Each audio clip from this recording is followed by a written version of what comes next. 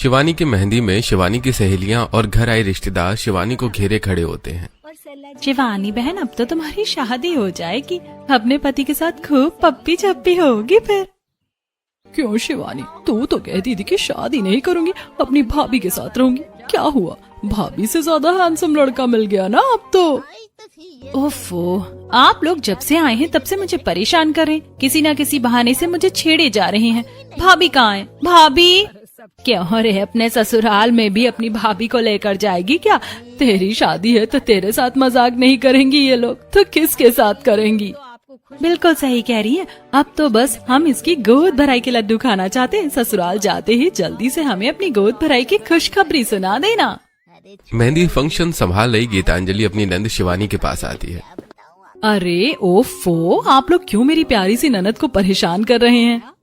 गीतांजलि को देखते ही सोफे पर बैठी शिवानी किसी बच्चे की तरह गीतांजलि की कमर को पकड़ गीतांजलि से चिपक जाती है। ये देखो, इस पगली को अपने पति को गले लगाने की उम्र में अपनी भाभी को गले लगा रही है। देखो ना कैसे बच्ची की तरह अपनी भाभी की कमर पकड़कर बैठी हुई है, जैसे भाभी इसकी माँ हो। सही कह रहे हैं आप, मैं अपनी प्यारी नंद की माँ जैसी भी हूँ, उनकी दोस्त भी हूँ, उनकी बहन भी हूँ। अब कोई भी मेरी नंद का मजाक नहीं उड़ाएगा। भाभी देखो ना, ये लोग हल्दी फंक्शन से मेरा मजाक उड़ा रहे हैं, और ये शनाया तो जब से मेरी शादी तय हुई है तब से मेरा मजाक उड़ा रही है। इन लोगों की अच्छी से डांट लगाओ। आई बड़ी भाभी भगत। अरे ये दोनों भाभी और नंद की जोड़ी पानी और मछली की तरह है, दोनों एक दूसरे के बिना रह नहीं सकती हैं। ठीक है, अब कोई भी मेरी नंद के आसपास नहीं भटकेगा। इनकी मेहंदी है, जाइए आप लोग मेहंदी लगवाइए। अपनी नंद को मैं अपने हाथों से मेहंदी लगाऊंगी। इतना कहकर गीतांजलि शिवानी के हाथों में मेहंदी लगाने लगती है। ऐसी रस्में बीतती हैं और आज का दिन बीतता है। अगले दिन शिवानी अपने कमरे में दुल्हन के जोड़े में तैयार मेकअप आर्टिस्ट से मेकअप करवा रही होती है। गीतांजलि भी शिवानी के साथ बैठी होती है। मैम, आप अपने फेस को थोड़ा रिलैक्स कीजिए, ऐसे में आपका मेकअप नहीं कर पाऊंगी। क्या हुआ नंद जी, आप इतना परेशान क्यों लग रही हैं? भाभी, मुझे बहुत घबराहट हो रही है। मेरी शादी है और मैं अपने पति के बारे में कुछ जानती भी नहीं हूँ, उन्हें सही से देखा भी नहीं है। ये तो बड़ों का फैसला है, देखा तो मैंने भी नहीं है, और सामने से फोटो मांगकर आपको दिखा भी नहीं सकती, वरना खराब लगेगा। भाभी, मेरी पहली शादी है, मुझे बहुत घबराहट हो रही है, कहीं कुछ गड़बड़ ना हो जाए। घबराइए मत नंद जी, पहले पहले शादी में ऐसा होता है। मैं भी जब पहली बार शादी की थी तब बहुत घबरा रही थी, फिर 10वीं शादी जब आपके भैया की थी तब मेरी घबराहट खत्म हुई। क्या भाभी, 10वीं शादी की है आपने? आपने कभी बताया नहीं। अरे नंद जी, सबकी पहली बार ही शादी होती है, आप घबरा रही थी इसलिए मैंने मजाक किया। अब मुस्कुराइए और अच्छे से अपना मेकअप करवाइए। हमारे जमाई जी बस आपको देखते रह जाए, इतनी सुंदर लगनी चाहिए आप। गीतांजलि की बातों से शिवानी की घबराहट खत्म होती है और शिवानी अच्छे से अपना मेकअप करवाती है। थोड़ी देर में और अब धूम धड़ाके से बारात लेकर आता है। घर वाले गीतांजलि और शिवानी को मंडप में बुलाते हैं। चलिए नंद जी, बुलावा आ गया, अब शादी के लड्डू आप भी चख लीजिए। इतना कहकर गीतांजलि शिवानी को लेकर बाहर आती है। अश्विनी शिवानी को मंडप में बैठी है। तभी गीतांजलि की नजर लंबे, हैंडसम और मस्कुलर गौरव पर पड़ती है। ओह माय गॉड, इससे मेरी नंद की शादी होने वाली है। क्या पर्सनालिटी है, लंबा, गोरा, मस्कुलर बॉडी, और एक मेरा पति है। हील पहन लूं तो उनकी ही हाइट बराबर हो जाती हूँ, और शरीर बिल्कुल फिसड्डी। वहीं मंडप में गौरव के साथ बैठी शिवानी। भाभी बिल्कुल सही कह रही थी, मम्मी पापा ने मेरे लिए बहुत अच्छा रिश्ता ढूंढा है, लंबे गोरे हैं। वर वधू की मांग भरकर गले में मंगलसूत्र पहनाएं। पंडित जी के कहने पर गौरव शिवानी की मांग भरता है और मंगलसूत्र पहनाता है। वहीं गीतांजलि सब देख रही होती है। नहीं नहीं नहीं नहीं नहीं, अरे नहीं, मांग भर दी, मंगलसूत्र भी पहना दिया। उफ। विवाह संपन्न हुआ, आज से आप दोनों पति पत्नी हैं। अब अपने माता पिता का आशीर्वाद लीजिए। गौरव और शिवानी अपने माता पिता का आशीर्वाद लेते हैं। वहीं शिवानी की विदाई में शिवानी के मायके वाले भावुक होकर रो रहे होते हैं। बेटी, हंसी खुशी अपने ससुराल में रहना। मुझे आप सबकी बहुत याद आएगी, और खासकर भाभी आपकी। हम सारा दिन साथ बिताते थे, आप मेरे साथ कितना हंसी मजाक करती थी। अब मेरे साथ हंसी मजाक कौन करेगा? नंद जी रोइए मत, ये तो खुशी का मौका है। आप विदा होकर ससुराल ही तो जा रही हैं, जब मन करे मुझसे मिलने आ जाया करिए। इतना कहकर गीतांजलि शिवानी को गले लगा लेती है। शिवानी और गीतांजलि रो पड़ती है। शिवानी अपने माता पिता से ज्यादा अपनी भाभी से कनेक्टेड है। बहू, बेटी को तो अपना मायका छोड़ना ही पड़ता है। अब अपने ससुराल चलो, वहाँ हम पूरी कोशिश करेंगे कि तुम्हें कोई कमी ना हो। आंटी, हमने शिवानी को बहुत लाड प्यार से पाला है, इसका ध्यान रखिएगा। इससे कोई गलती हो जाए तो इसे माफ कर दीजिएगा। अरे बेटा चिंता मत करो, तुम्हारी बहन को हम अपना पूरा प्यार देंगे। शिवानी रोते हुए अपनी भाभी, अपने माता पिता और भाई से विदाई लेती है। सभी अपने घर चले जाते हैं और गीतांजलि अपना मेकअप रिमूव कर रही होती है। नंद जी की एक्टिंग तो देखो, इतना हैंडसम हस्बैंड मिल गया है, फिर भी रोज रोना धोना करके मेरा मेकअप खराब कर दिया। वहीं दूसरी तरफ शिवानी गौरव के साथ विदा होकर अपने ससुराल के दरवाजे पर पहुंचती है। वहां शारदा आरती की थाली लिए शिवानी का गृह प्रवेश करवा रही होती है। बहू, दाहिने पैर से कलश गिराकर गृह प्रवेश करो। शिवानी दाहिने पैर से कलश गिराकर अपने ससुराल में गृह प्रवेश करती है। बहू, तुम्हारी और तुम्हारी भाभी की दोस्ती देखकर मेरी आंखों में आंसू आ गए थे। मेरी भाभी और मेरी बहुत अच्छी बॉन्डिंग है, उनसे दूर होना मेरे लिए बिल्कुल आसान काम नहीं है। मैं समझ सकती हूँ बहू, अब तुम अपने पति के साथ कमरे में जाओ और आराम करो। इतना कहकर शारदा गौरव और शिवानी को कमरे में पहुंचाती है। हमारी शादी हमारे माता पिता ने तय की थी। मैंने तो तुम्हारी तस्वीर देखी थी और तुम्हें तस्वीर में ही पसंद कर लिया था, पर मेरे ख्याल से शायद तुमने मुझे देखा नहीं था। जी, मैंने आपको नहीं देखा था। मम्मी पापा ने कहा कि हमने एक अच्छे लड़के से तुम्हारी शादी तय की है और इस तारीख को शादी है। फिर मैंने भी कुछ नहीं पूछा। अब बताओ मैं तुम्हें कैसा लगता हूँ? आप बहुत अच्छे हैं, लंबे गोरे हैं और घर भी आपका बहुत अच्छा है। देखो, मुझे आप कहकर मत बुलाओ, या तो मुझे गौरव कहो या फिर मेरी तरह तुम कहकर बुलाओ। आज के मॉडर्न जमाने में ये आप अच्छा नहीं लग रहा है और मैंने तुम्हारे लिए गिफ्ट भी लिया है, मैं अभी दिखाता हूँ। इतना कहकर गौरव अपनी अलमारी से एक सुंदर नेकलेस निकालता है और शिवानी के सामने रखता है। वाओ, ये तो बहुत ब्यूटीफुल है, मैं इसे जरूर पहनूंगी। रविवार के दिन मेरी छुट्टी रहेगी, उस दिन हम घूमने चलेंगे, तब तुम इसे पहनना। मैं इसकी एक फोटो क्लिक कर सकती हूँ? हाँ, इसमें पूछने की कौन सी बात है। शिवानी नेकलेस की फोटो क्लिक करती है और गौरव से बातें करते हुए सो जाती है। ऐसी रात बीतती है। अगले दिन शिवानी सुंदर साड़ी में तैयार अपनी पहली रसोई बना रही होती है। तभी वहां गौरव आता है और शिवानी के चेहरे पर आए बालों को हटाता है। अरे गौरव, तुम यहाँ क्या कर रहे हो? अरे मैं तुम्हारी मदद करने आया हूँ, तुम पूड़ियाँ तलो, मैं पूड़ी बेल देता हूँ। नहीं, बहुत खराब लगेगा। कुछ खराब नहीं लगेगा। इतना कहकर गौरव पूड़ियाँ बेलने लगता है और शिवानी पूड़ियाँ तलने लगती है।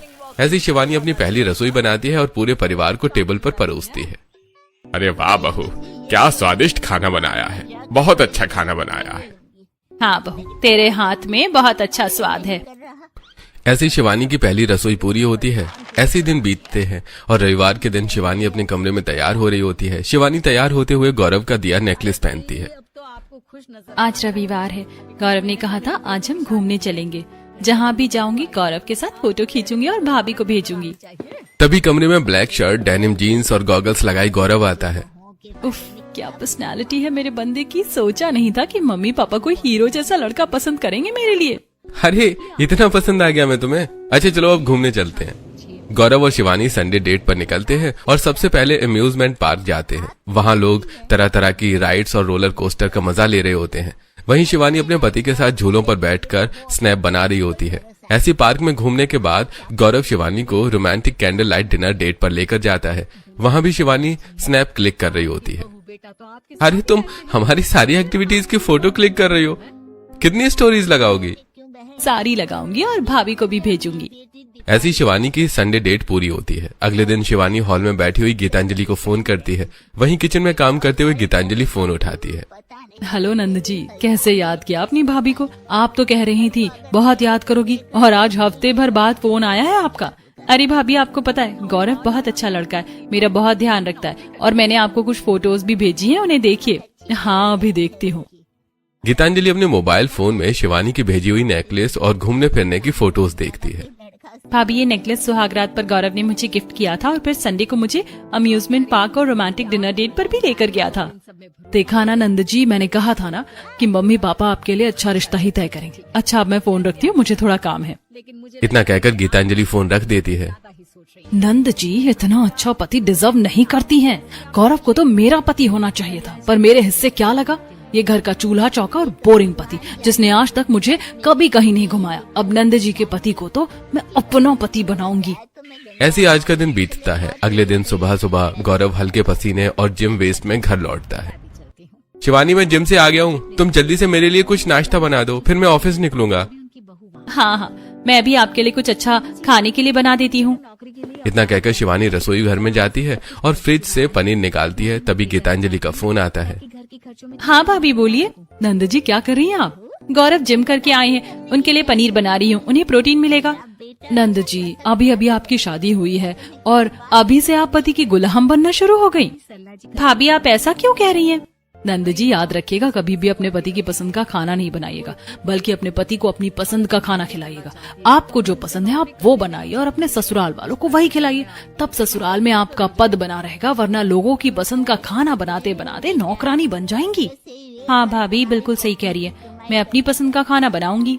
इतना कहकर शिवानी फोन रख देती है और छोले भटूरे बनाती है। फिर डाइनिंग टेबल पर सभी को छोले भटूरे परोसती है। वहीं गौरव तैयार होकर रामलाल और शारदा के साथ डाइनिंग टेबल पर बैठता है। बहू तूने छोले भटूरे बनाए हैं आज? वाह बहू, बड़े दिन हो गए थे छोले भटूरे खाए हुए। हमारे घर में तो ये सब बनता ही नहीं था। छोले भटूरे मुझे बहुत पसंद है, इसीलिए मैंने बनाए हैं। आप लोग चक्कर बताइए कैसे बने हैं। मैं जिम के बाद छोले भटूरे खाऊं, पर अगर नहीं खाऊंगा तो शिवानी को खराब लगेगा। सभी शिवानी की पसंद के छोले भटूरे खाते हैं और शिवानी की तारीफ करते हैं। वहीं गौरव नाश्ता करके अपने ऑफिस चला जाता है। दोपहर में गीतांजलि गौरव को कॉल करती है। गौरव जी मेरी नंद अच्छे से तो रह रही है ना? हाँ भाभी, शिवानी अच्छी लड़की है, पर खाना बड़ा तेल मसाले वाला बनाती है। मैं कहूँगा तो खराब लगेगा। आप ही उसे प्यार से कह दीजिएगा कि खाना थोड़ा हल्का बनाया करे।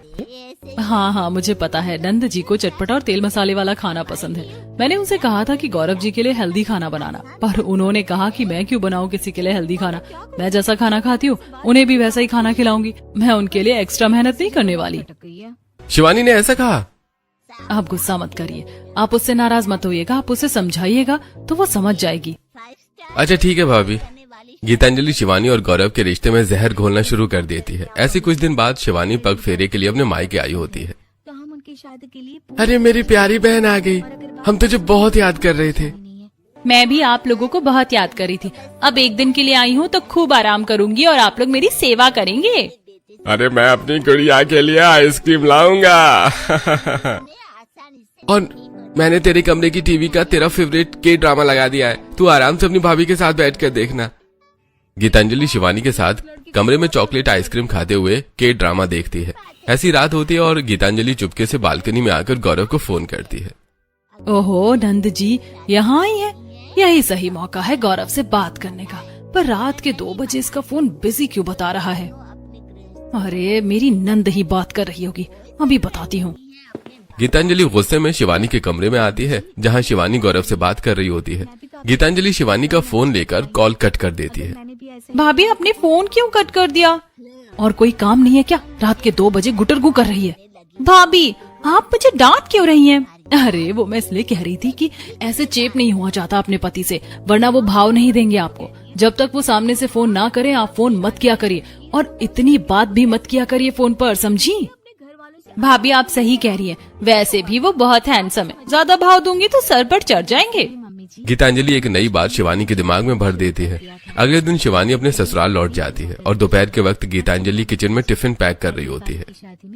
आज मैंने नंद जी को गौरव को टिफिन देने से मना किया है और खुद टिफिन लेकर जाऊंगी। मम्मी जी पापा जी मैं आरव को लंच देकर आती हूँ। इतना कहकर गीतांजलि घर से निकलती है और सीधा गौरव के ऑफिस पहुँचती है। अरे भाभी आप? मैं आपके लिए लंच लेकर आई हूँ। शिवानी ने आपसे कहा था क्या? क्योंकि आज उसने मुझे लंच नहीं दिया था।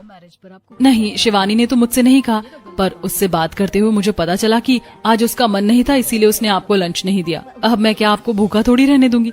इतने अच्छे डोले शोले हैं आपके, कम नहीं हो जाएंगे? हाँ, सो स्वीट ऑफ यू भाभी, थैंक यू। मुझे बहुत भूख लगी थी। मैं भी आपको खाना परोसती हूँ, पर आप ये बात शिवानी से मत कहिएगा, वरना उसे खराब लगेगा। गीतांजलि खाना परोसकर गौरव को खाना खिलाती है। तभी गीतांजलि को आरव का फोन आता है। अरे कहाँ रह गई गीतांजलि? मैं कब से ऑफिस में तुम्हारा इंतजार कर रहा हूँ, बहुत भूख लगी है मुझे। अच्छा आती हूँ। गीतांजलि गौरव के ऑफिस से निकलती है और रास्ते से वड़ा पाव खरीद कर टिफिन में रखकर आरव के ऑफिस पहुंचती है और आरव को लंच देती है। गीतांजलि मैं इतनी देर से वेट कर रहा हूँ और तुम वड़ा पाव लेकर आई हो।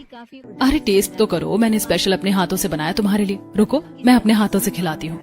गीतांजलि अपने हाथों से आरव को वड़ा पाव खिलाने लगती है। मैंने इनके सामने अपने प्यार का वो रूप रखा है जहाँ इसे जहर खिला दूं तो ये खा लेगा। ये तो फिर भी बड़ा पाव है, बड़ा है, अच्छा खाना खाने वाला, शक्ल है अच्छी। ऐसे कुछ दिन बीतते हैं और एक शाम थका हारा आरव घर लौटता है। गीतांजलि उसके हाथ से ऑफिस बैग ले लेती है और पानी पिलाती है। आप बहुत थक जाते हैं ना ऑफिस में। थक तो जाता हूँ, पर आते ही तुम्हारा पानी पिलाना और मेरा ऑफिस से बैग ले लेना मेरी सारी थकान दूर कर देता है।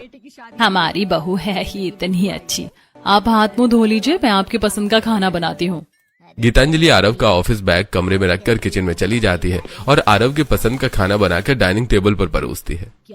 वाह गीतांजलि, कैसा खाना बनाया तुमने, थैंक यू सो मच। अरे बहू, कभी हमारे भी पसंद का खाना बना दिया करो, हमेशा अपने पति की पसंद का खाना बनाती हो। ऐसे ही सभी को खाना खिलाने के बाद गीतांजलि सारे काम खत्म करके अपने कमरे में आती है और लेटे हुए आरव के पांव दबाने लगती है। अरे अरे गीतांजलि, तुम मेरे पांव मत दबाओ। क्यों नहीं दबाओ, पति के पाँव में ही तो पत्नी का स्वर्ग होता है, आप आराम कीजिए। गीतांजलि के पांव दबाने से आरव गहरी नींद में चला जाता है और वहीं कमरे के बाहर खड़ी अश्विनी ये सब देखती है। मुझे सीता जैसी बहू मिली है, मेरे बेटे को सीता जैसी पत्नी मिली है, कितना ख्याल रखती है मेरे बेटे का। ऐसी रात के 1 बजते हैं और आरव गहरी नींद में सो रहा होता है। वहीं गीतांजलि गौरव को फोन करती है और गौरव फोन उठाकर बालकनी में चला जाता है। हेलो भाभी, सब ठीक है ना? आपने इतनी रात के फोन किया? हाँ हाँ सब ठीक है। आपको फोन लग गया क्या? वो मैं अपनी सहेली को फोन कर रही थी। वहाँ भी सब कुछ ठीक है ना? हाँ भाभी, सब कुछ ठीक है। और आपके डोले शोले बढ़े या नहीं? कामकाज कैसा चल रहा है? हाँ भाभी, मेरा बाइसेप 1 इंच और बढ़ गया है। गीतांजलि गौरव से बातें करने लगती है। ऐसे 3 बजते हैं और शिवानी की आंख खुलती है। इस वक्त गौरव किससे बात कर रहा है? भाभी को बताकर भाभी से राय लूंगी। ऐसी रात बीतती है। अगले दिन बालकनी में खड़ी शिवानी गीतांजलि को फोन करती है। भाभी, आपको पता है रात के 3 बजे गौरव किसी से फोन पर बात कर रहे थे। आपके ज्यादा भाव देने से वो सर पर चढ़कर अब दूसरी लड़की से बात कर रहे हैं। भाभी, मैं अभी घर में सभी को बता देती हूँ, फिर पूछूंगी इनसे। नहीं नहीं, ऐसा मत करिएगा वरना वो चौकन्ना ना हो जाएंगे। पहले कोई पुख्ता सबूत ढूंढिए, तब तक आप घर का कोई काम मत करिए, उनका भी कोई काम मत करिएगा, तब उन्हें सबक मिलेगा। ठीक है भाभी, मैं ऐसा ही करूँगी। शिवानी फोन रखकर हॉल में आती है। बहू, जरा बाजार जाकर घर का सारा राशन लिया, सारा राशन खत्म हो गया है। मम्मी जी, इतनी तेज धूप में मैं बाजार नहीं जाऊंगी। मैं क्या नौकरानी हूँ जो सामान लेकर आऊँ? ये सब मुझसे नहीं होगा। बहू तो इस घर की बहू है, नौकरानी की बात कहाँ से आ गई? शारदा बहू ठीक ही कह रही है, इतनी तेज धूप में वो कहाँ राशन लेने जाएगी। बहू तू ठंडा शरबत तैयार कर, मैं राशन लेकर आता हूँ। तेज चिलचिलाती धूप में रामलाल राशन लेने निकलते हैं और थोड़ी देर बाद पसीने से लथपथ राशन लेकर घर आते हैं। बहू, अरे बहू कहाँ है? शारदा, बहू ने मेरा शरबत बनाया होगा, जरा देना तो, चक्कर आ रहे हैं। आपकी बहू कमरे में आराम कर रही है, उसने आपके लिए कुछ नहीं बनाया, मैं बनाकर लाती हूँ। बड़े आए मुझसे शरबत बनवाकर पीने वाले, कुछ नहीं करूँगी इस घर के लिए। ऐसी कुछ दिन बीतते हैं। शिवानी न घर में खाना बनाती है और न ही घर के दूसरे कामों को हाथ लगाती है और न ही गौरव को सही वक्त पर खाना देती है। ऐसे ही 1 हफ्ता बीत जाता है और आज शिवानी गीतांजलि को फोन करती है। भाभी, मैंने 1 हफ्ते से घर का कोई काम नहीं किया और न ही गौरव के लिए खाना बनाया है। आज भी वो बिना लंच के ही ऑफिस गया और करे दूसरी लड़कियों से बात। बिल्कुल सही किया आपने। जब भूखे रहेंगे तो खुद ब खुद पत्नी की याद आएगी। अच्छा, मैं फोन रखती हूँ, आप यही सिलसिला चालू रखिए और उनके पॉकेट वगैरह चेक करते रहिएगा, हो सकता है तभी कुछ सबूत मिल जाए। इतना कहकर गीतांजलि फोन रख देती है और किचन में आकर टिफिन पैक करती है। यही सही मौका है, आज गौरव के लिए लंच लेकर जाऊंगी और गौरव और शिवानी के बीच मिसअंडरस्टैंडिंग की एक नई दीवार खड़ी करूंगी। इतना कहकर गीतांजलि लंच लेकर घर से निकलती है और गौरव के ऑफिस पहुंचती है। अरे भाभी, आप आज भी लंच लेकर आई हैं क्या? हाँ, मैं आपके लिए लंच लेकर आई हूँ। थैंक यू भाभी। शिवानी तो मुझे हफ्ते भर से सही से खाना ही नहीं दे रही है और आपको तो पता ही है मुझे अच्छी खासी भूख लगती है। अब क्या कर सकते हैं, मेरी नंद है ही जिद्दी और कामचोर, पर मैं हूँ ना आपका ख्याल रखने के लिए। आइए मैं खाना परोसती हूँ। गीतांजलि गौरव को खाना परोसती है और उसके साथ बैठकर खाना खाती है। अरे भाभी, आप बहुत अच्छी हैं, आप मेरा कितना ख्याल रखती हैं। काश मुझे भी आपकी ही तरह ही बीवी मिली होती, न कि शिवानी की तरह। कुछ दिन तो अच्छी थी पर उसके नखरे शुरू हो गए हैं। अरे उन्हें छोड़िए, मैं हूं ना आपका ख्याल रखने के लिए। आप खाना खाइए। हर मर्द के दिल का रास्ता उसके पेट से होकर जाता है। अगर इन्हें मेरा खाना पसंद आ रहा है तो बस एक छोटे से झगड़े के बाद इन्हें मैं भी पसंद आने लगूंगी।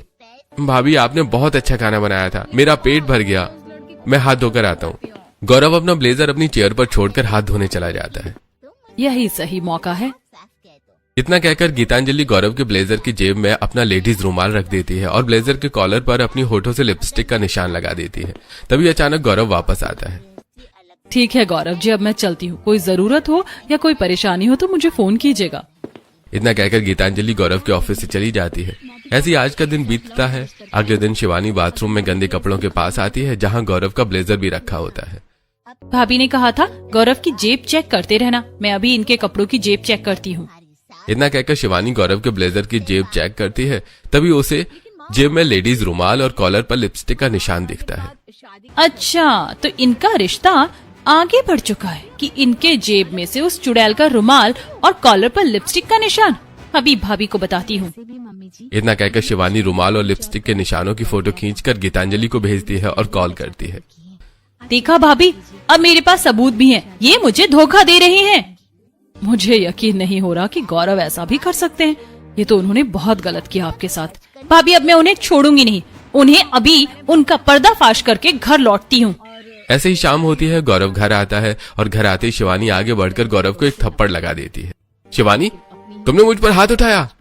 बाहू, क्या बदतमीजी है ये। कोई औरत अपने पति पर हाथ उठाती है भला? पति ये धोखेबाज हैं। ये देखिए, इनके ब्लेजर के कॉलर पर लड़कियों के लिपस्टिक के निशान हैं, जेब में लड़कियों का रुमाल। क्या है ये सब? गौरव, क्या मतलब है इन सब का? मुझे नहीं पता ये रुमाल मेरी जेब में कहाँ से आया और ये लिपस्टिक के निशान मुझे नहीं पता ये सब कहाँ से आए।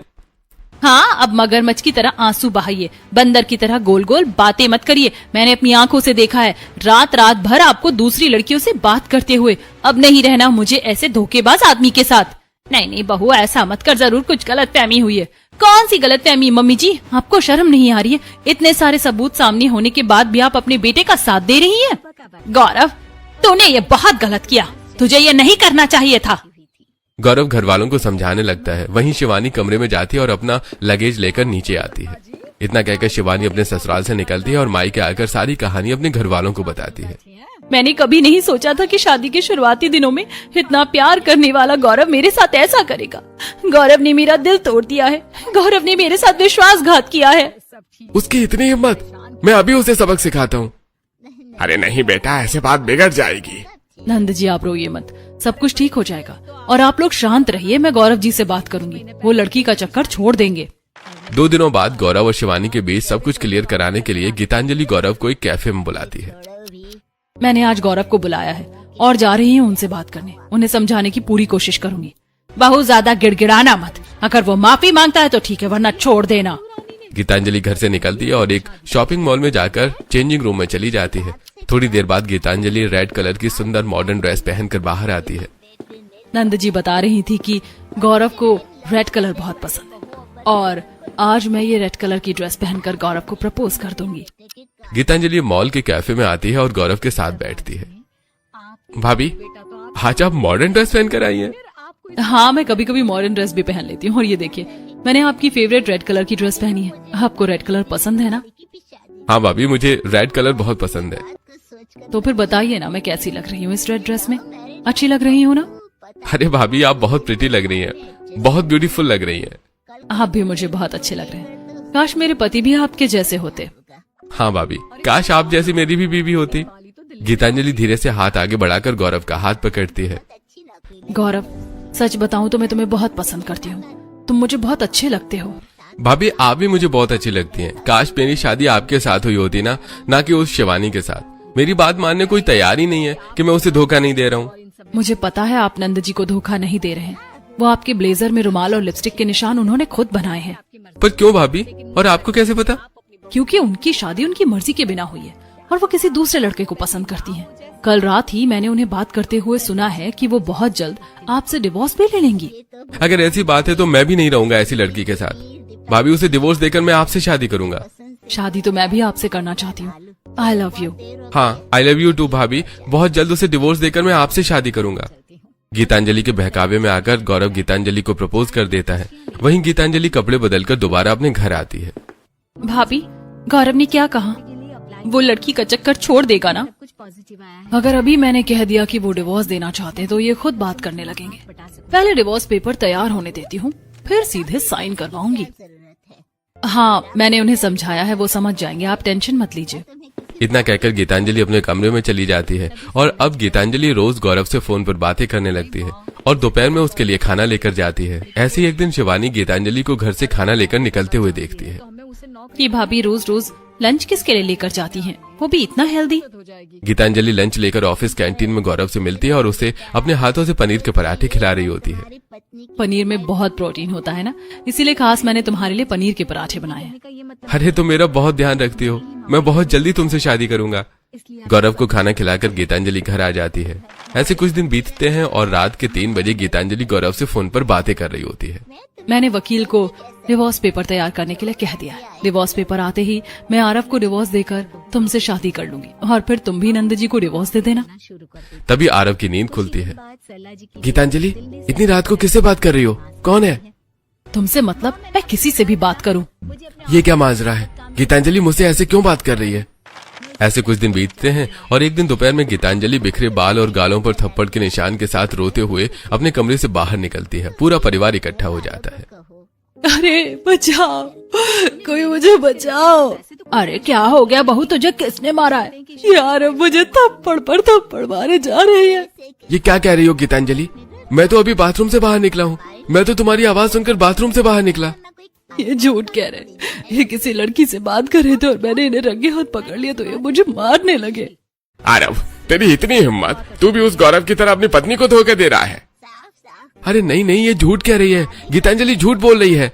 माफ कीजिएगा पापा जी, माँ जी, अब मैं यहाँ नहीं रह सकती। मेरा पति ही अपना नहीं रहा और आपको पता है इन्होंने डिवोर्स पेपर भी बनवा लिए हैं। इतना कहकर गीतांजलि कमरे से खुद के बनवाए डिवोर्स पेपर लेकर आती है और उस पर साइन करती है। लीजिए ये डिवोर्स पेपर, इसीलिए आपने बनवाए थे ना, ताकि आप मुझे छोड़ सके। मैंने साइन कर दिया है इस पर। गीतांजलि रोते हुए अपने ससुराल से निकल जाती है और अपनी वेशभूषा ठीक करके गौरव के घर आती है। गौरव, मैं आरव को डिवोर्स देकर आ गई हूँ। अब वो कुछ करे इससे पहले जल्दी चलो, हम दोनों शादी कर लेते हैं। अरे नहीं नहीं, अब मैं आपसे शादी नहीं कर सकता। शिवानी लौट आई है, उसने मुझे माफ कर दिया है। क्या बकवास कर रहे हो? ऐसा कैसे हो सकता है? तभी गीतांजलि और गौरव का पूरा परिवार ताली बजाते हुए हॉल में आता है। आप लोग ताली क्यों बजा रहे हैं और आप सब यहाँ कैसे हैं? एक भाभी होकर नंद के रिश्ते में दरार डाल रही थी और तुम्हें लगा हमें पता नहीं चलेगा? मेरी भाभी के 3 रूप हैं, ये मुझे नहीं पता था, वो भी इतने गंदे। आज मुझे शर्म आ रही है आपको भाभी कहते हुए। इतना कहकर शिवानी अपने फोन को टीवी से कनेक्ट करती है और वीडियो प्ले करती है। गीतांजलि अपनी चारों उंगलियों में लिपस्टिक लगाकर अपने कमरे में खुद को थप्पड़ मारने लगती है। मैं खुद के हाथों से अपने गालों पर थप्पड़ मारने के निशान बनाऊंगी और आरव को बदनाम करके डिवोर्स ले लूंगी। मुझे तुम पर शक तो तभी हो गया था जब तुमने मुझे उल्टा जवाब दिया था। उसी वक्त मैंने शिवानी से बात की। और किस्मत से एक दिन मैंने भी आपका पीछा किया। भैया कह रहे थे कि भाभी किसी से बात करी थी। मैं भी भाभी का पीछा करती हूँ, देखूं तो कहाँ जाती है। इतना कहकर शिवानी गीतांजलि का पीछा करती है और गीतांजलि को गौरव को पनीर के पराठे खिलाते हुए देख लेती है। अच्छा तो ये बात है, मुझे इसी वक्त गौरव से बात करनी पड़ेगी। उसके बाद हम सभी एक पार्क में मिले और तुम्हारा सारा कच्चा चिट्ठा हमारे सामने आ गया। हम तो बस इंतजार कर रहे थे कि तुम खुद के पेट पर कुल्हाड़ी मारो, उसके बाद हम तुम्हें सबक सिखाते हैं। मैंने डिवोर्स पेपर साइन कर दिए हैं, अब तुम्हें घर आने की जरूरत नहीं है। मुझे माफ कर दीजिए, मुझसे गलती हो गई, मुझे डिवोर्स मत दीजिए। गीतांजलि की बात अनसुना करके आरव, मनीष और अश्विनी अपनी गाड़ी में बैठकर घर की तरफ निकल जाते हैं। वहीं गीतांजलि गाड़ी का पीछा करते हुए सड़क पर ही घुटनों के बल गिर जाती है। सब कुछ बर्बाद हो गया, मैं कहीं की नहीं रही, मैं कहीं की नहीं रही। फूट फूट कर रोते हुए गीतांजलि अपना सिर जमीन पर लगाती है और दोनों हाथों से खुद का चेहरा छुपाकर रोने लगती है। और अचानक गीतांजलि सिर उठाकर पागलों की तरह हंसने लगती है। मैं हार नहीं मानूंगी मैं हार नहीं मानूंगी। अब आपको क्या लगता है गीतांजलि अब क्या करेगी? जानने के लिए पार्ट 2 कमेंट करें। पार्क में बैठी हुई थी, तभी उनकी सहेली